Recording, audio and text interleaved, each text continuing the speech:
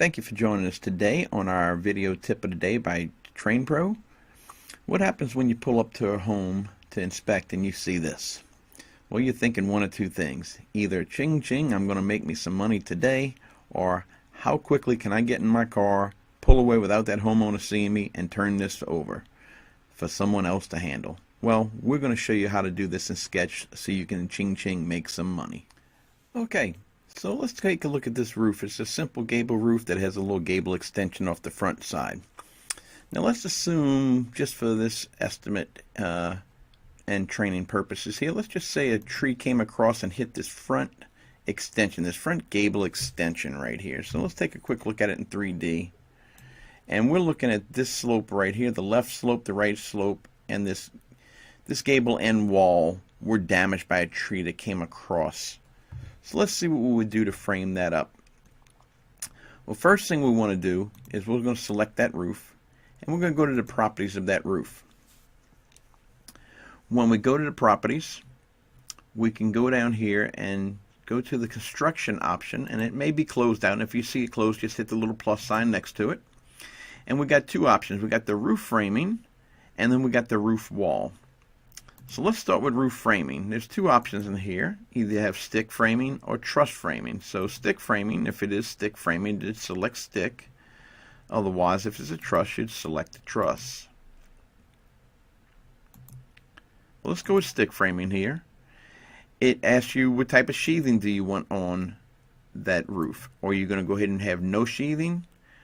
Do you want OSB, 1/2 inch, 5/8 inch? Or are you going to go with plywood, treated, CDX? So go ahead and select the type of framing that you want, or sheathing that you want for this roof. And then it wants to know, do we have anything to do with the roof wall itself? And again, that roof wall would be the gable end wall. So let's go ahead and say that was framed as well. Now, you'll notice in plan view, I see my framing here. In order to do that, under the view options, you can tell it either you want to see your framing or you don't. So I like to go ahead and show the framing so I can see what I'm looking at. And we're going to look at this in 3D view here. And now you can see what it's framing up. So this is my roof framing members.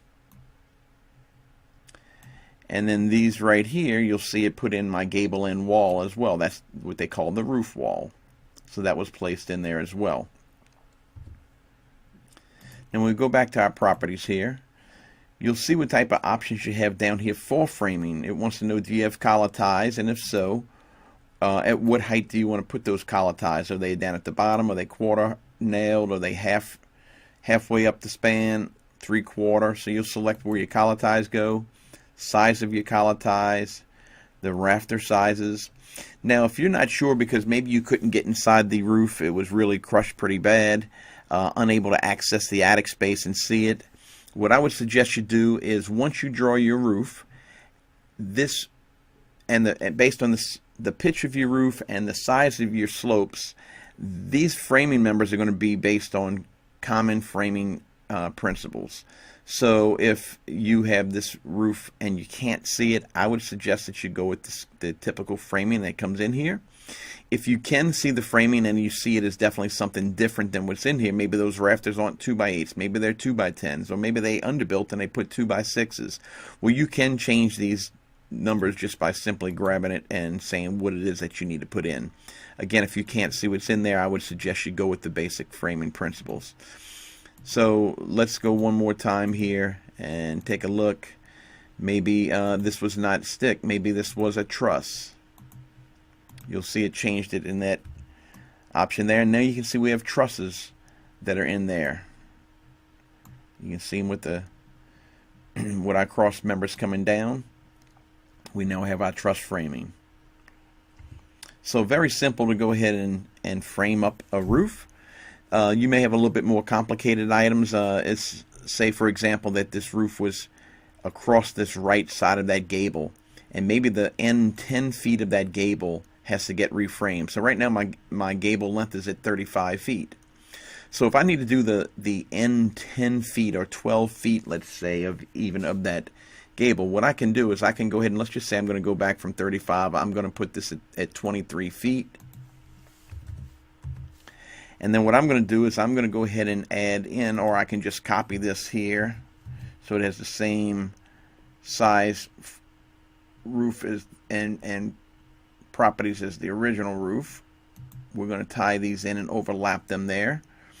And then what we're going to do is, for this main roof 1 here, we're going to go ahead and make that a subgroup of the main roof. We don't need to show the label on that one, so we'll just go ahead and say no, we don't need to show the label here. But we do want to frame that wall. We're going to say that is framed. It's a stick. And we do want to do that roof wall as well. And we'll say that's framed. So we can look at that in 3D view, and you'll see now how we've basically done a portion of that roof. So I would just basically take this section right here, and I'll size it down to whatever size. If we said that was 12 feet. But now I've got my framing members in for there. Okay, so that is again a quick down and dirty tutorial on how you will frame a roof, and you won't want to walk away from that money in the future. Hope you're having a great day. Thanks again for watching us here at TrainPro.